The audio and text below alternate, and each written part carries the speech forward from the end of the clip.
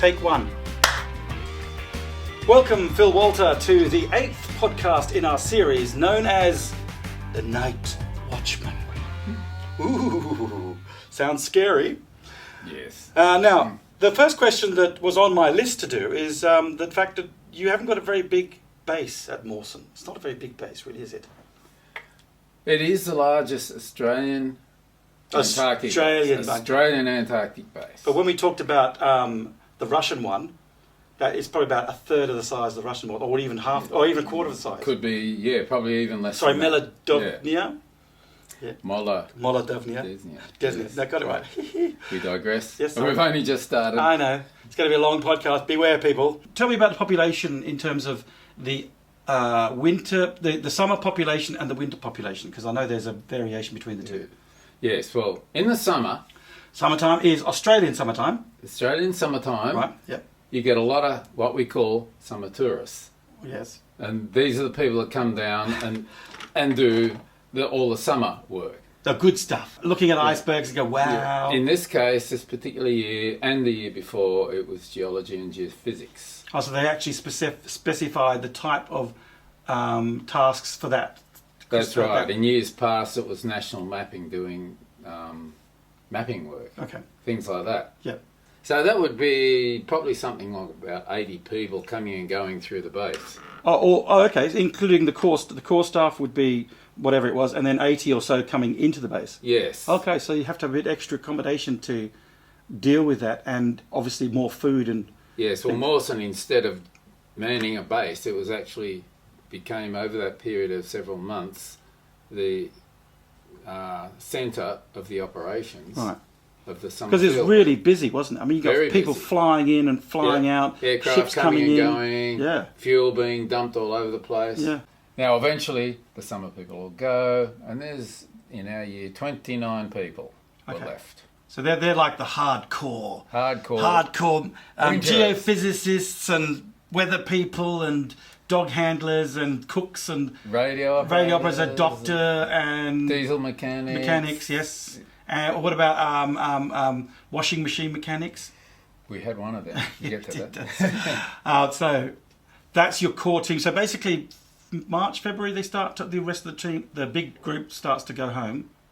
Yes, March. Yeah. And then you just sort of start hunkering down because the weather starts getting colder, darker, and you sort of get into... after that, the sea freezes. Yeah. So it must be quite an extraordinary thing to actually be sort of awake one morning, and the sea's lapping up against the thing, and literally the day or two later, it's frozen solid. It was. Yeah. The very first time we got up and said, it's frozen, frozen. Do you sort of get your ice skates out and try and go a bit of a skate? Not at that point. Because it'd be pretty thin. Takes a little while to get thick enough. So that's much lower than zero, isn't it, for freezing the salt water? Salt water, you generally need something like around minus 15 degrees or something like that for it to start to freeze. Yeah. So would there be a layer of fresh water above the salt water to freeze it, or no? It's just salt water. Salt water freezing. Yeah.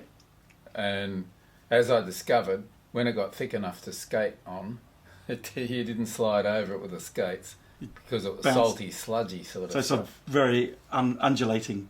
Yeah. Not even undulating. It was nice and flat, but it was all... craggy.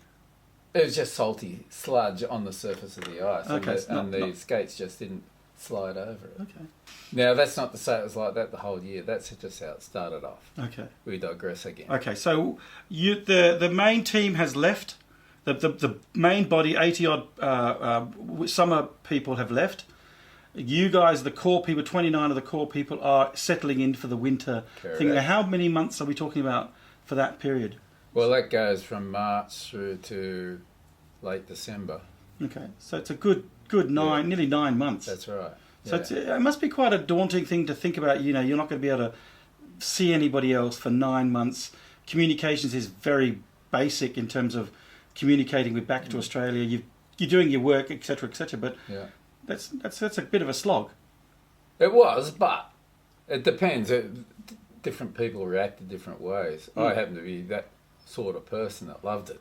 Just got on with it and enjoyed it. Enjoyed the solitude, enjoyed the thing. Well, I think one of the questions I had when I was reading the notes is, how did you get paid? Do you just have it was just deposited into your It account? went into your account back home. Right. So you came back with a massive account, massive balance when you finished this because you had nowhere to spend it.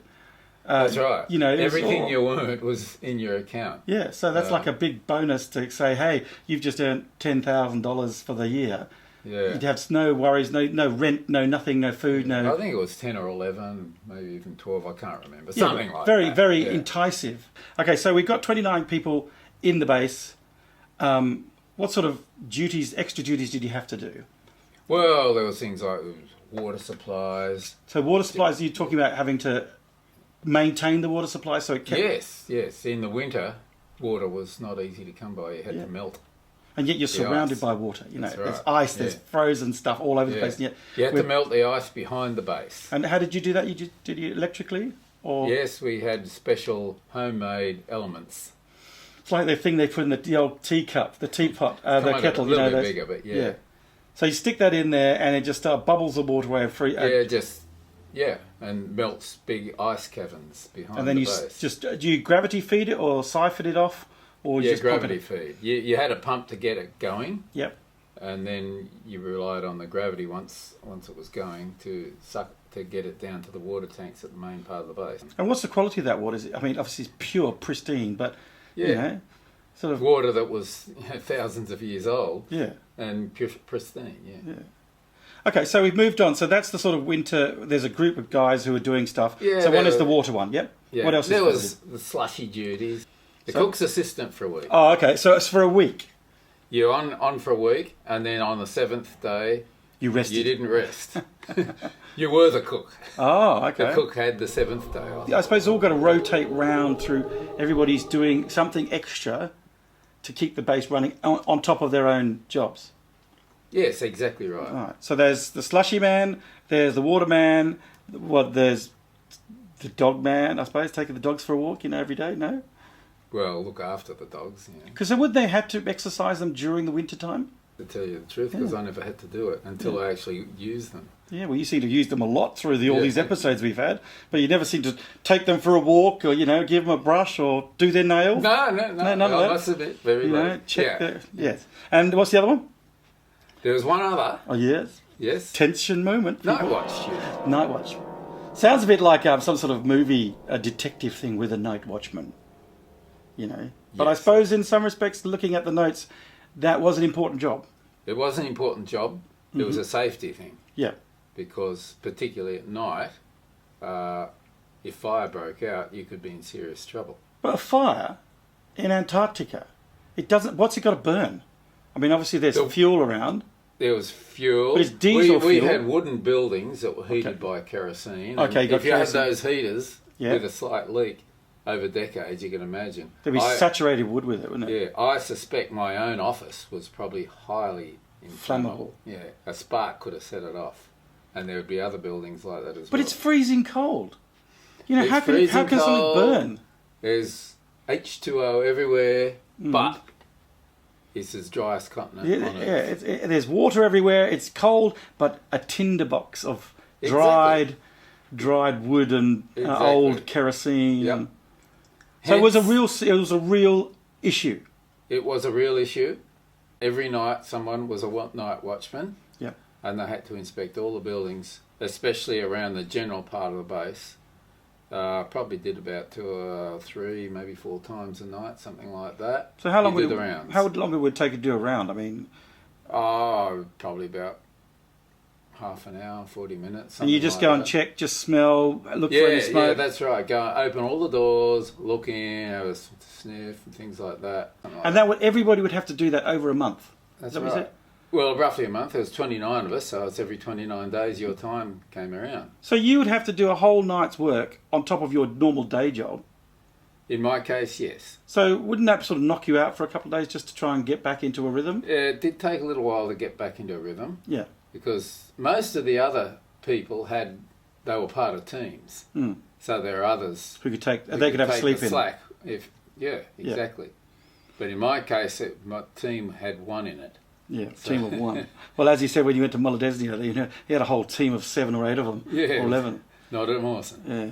So, okay, you're doing your rounds. What happens if you detect a fire? Help! Help! And everyone was asleep. You raise the alarm. But how do you raise the alarm? I was just thinking about that now, going, have you got a whistle or something, or a bell, or a hooter? Remember. There must have been some system. It's so long ago, I really can't. But would you have a general alarm for the thing, like a press the button and then there must have been some sort an of alarm in each building that you could hit, but because we never had to actually our year exercise it. Yeah, because that's what I thought. In those sort of situations, you literally have to do a bit of an exercise to A, get into the rhythm of it, and B, know what to do when you do have a problem.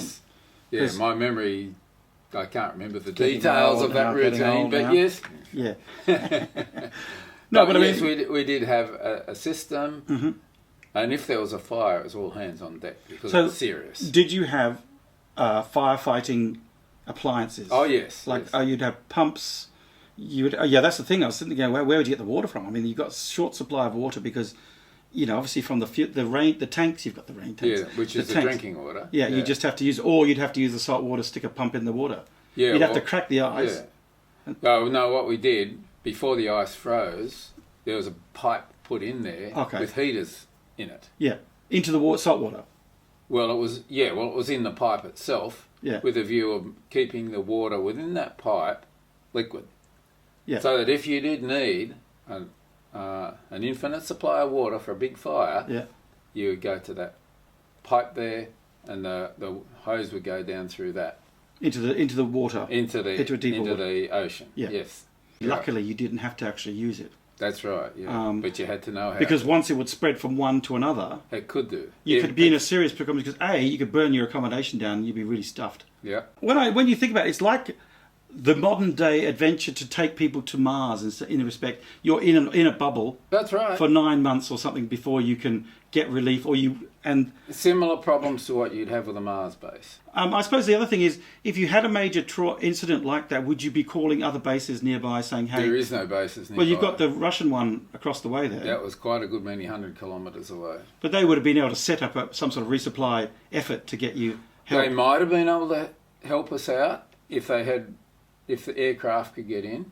Yeah. This is winter. Yep. Yeah. We didn't have any aircraft at that time. Oh, they took them back? Yeah, the aircraft came down on the boat and went back on the boat. Oh, because I thought you sort of had a no aircraft during the winter. So we're talking, it is isolated to the nth degree. That's right. There was no getting in or out as soon as that water froze. Wow. That was it. That's what I'm saying. That's that feeling of, hey, this is really happening now. Yeah. And for people like you, it didn't really matter because you enjoyed that sort of solitude, that wilderness. Whereas other guys might have started to play on their minds, thinking, I'm trapped here, I can't get out. There are some people. I'm not aware of anyone who had terrible problems with that our year, but I know people have in the past. I suppose in a sense, having the dogs around gives them a mental outlet, because you just go and talk to them and they're sitting there going, oh, God, not them again. It was good having them around. Yeah. And of course nowadays they're not there. Yeah, I know, you've got to have them talk nothing. Yeah, and talking to a skidoo or something like that isn't quite the same. No, I know. And the thing is, you can't get away with that because people think, oh, he's mad. But if you start talking to a dog that won't talk back to you, it's like, oh, that's fine. Exactly. Yeah. Okay, so we digress. We're talking about the Watchman. So you're basically walking around every 3 hours, checking all the buildings. What are you checking for? Say that magnetic thing that's in the middle of your building, where you one of your places. You open the door, like you said, you smell it, close it. That's it. Things That's around, there's litter or anything, or the only place where you did more than that was when you went to the weather hut, where they wanted you to do a weather report. So, okay, weather report. What's that mean? Stick your head out the window. The wind is going at 5 knots. 5 knots. Temperature's this much. I can see the star. There's no cloud cover. Yeah, the guys in the Met department said you got some classic comments. No like, I can see for miles, or the weather is fine and beaut, and all this sort of thing. They're surfing on the beaches or something like that. Yeah. When we did our trip across the north of Australia, one of the comments in the logbook was no icebergs sighted in the Arafura Sea. So it was kind of those funny things. Yeah. It was a similar sort of sick humour down there. Yes. And what else did you have to do? Well, in the morning. Very early in the morning, you had to wake up the people on shift duty. Okay. These were notably radio operators and whatever met. Did you bring them a cup of tea and stuff like that? Hello, darling. Cup of tea, nice coming in there? No, you slapped them in the head and said, wake up. You don't pour cold water on them. Oh. Tempting though that was. No, we didn't. So that was that was one job. We had to do others, like wash your clothes. Because there was water ration, the system we set up was, right, whoever's on night watch, the next day they're the ones who wash their clothes. So you don't wash your clothes for over a month? That's what you're but saying. You don't sweat down there either. Well, you probably stink a bit, but you probably couldn't smell it because it's all frozen solid. Yeah. Okay. All right, so... If you really had to, you could approach whoever's on night watch and ask if you could do some washing. So is the washing machine a loud, clanky old body of a thing? No, as I recall, was it a twin tub, I think? Ooh. If you remember the old twin tubs, remember, the washing had side one, and the rinsing side, or the spin dry. Yeah. So it was quite an elderly thing at the time, I suppose. Well, yeah, I think it had probably been around there probably 5 or 6 years or something, I'm guessing. Yeah. So, okay, that's one of the things you bring in. What's we bring? I'll bring in the washing machine. So you only have one washing machine. What about when all the other guys turn up, the 80 odd? That must be swamped in terms of capacity. That's right. Right. So you're washing your clothes, and how do you dry your clothes in Antarctica, people? One of those clever questions. There was a hut called Bisco. Bisco. Which was, in days of yore before our time, it was the general rec room where everybody lived if they weren't asleep. Mm-hmm. Now it was being used, amongst other things, for laundry and drying. You'd hang your clothes out there as well, inside. So because it'd be kept warm, wouldn't it? Have a heating system. Yes, exactly. Yeah. So you can dry your clothes. I was going to say, you sit there, put it out on the line. Because the catch was when I went to use it, did the washing, put it in the spin dry, it wouldn't work. Oh, yeah, this is this clever thing that you had to fix your own appliances. Yeah, well, I asked about that. They said, that hasn't been working for many weeks. So nobody just hang them up to drip dry? Yeah, you rinse them out by hand. Oh, it's broken, we can't use it. Yeah. So I thought, I'm going to have a go at fixing this. So I found... Because you've had experience doing this, haven't you? Well, it turned out my father used to renovate fridges and washing machines, and I would sometimes help him. So I knew my way around washing machines. It's not difficult, really, is it? Not really. But it is... It's like, it's that white thing, you've got to pull it apart and go, oh no, and then once you do, you go, oh yeah, look, there's a pipe there. Yeah, so I disconnected the hoses, and I found a sock that got right through the hoses and into the water pump of a spin dryer. Ah. So because that's the sucking out the water. That's right. So I had to pull out the sock. How the hell did the sock get in there? I can't recall ever seeing that happen, a whole sock getting into a pump. Yeah. Anyway, it did. Pulled it out, hitched it all back up again, and beautiful. Our washing machine. You must have been a saint coming out of the washing machine. I've fixed it all, and they go, hallelujah, hallelujah. Yeah. The Sparky was elated because Sparky, being the electrician, he was probably the one you'd call on to say, "Can you fix this?" And he was going flat out. He didn't have time to do stuff like that. So when I said I fixed it, he was very happy. I was going to say, the other thing is, did the Mawson base have like a tower with like a strobing red light, to indicate when it's there? Like on on an airstrip, that you'd have that. Well, seeing there was no aircraft during the winter ever went over there, it was hardly necessary. You didn't have a million satellites up there viewing everything back in those days. I suppose you could see some of the satellites in those early days. I mean, this is the 70s. We've been in space for like 20, 30 years by then. I mean, the other night there I saw a meteor shower. The meteor shower that came across Perth. You saw a couple of good ones. That was kind of interesting to watch. I forgot to get up for that. Yeah, it wasn't that late, but anyway. Okay, so fix the washing machine. Fix the washing machine. What's the other big job you have to do? The big job. Yeah. Yes. This is the crux of the exercise. The crux. People. Yes.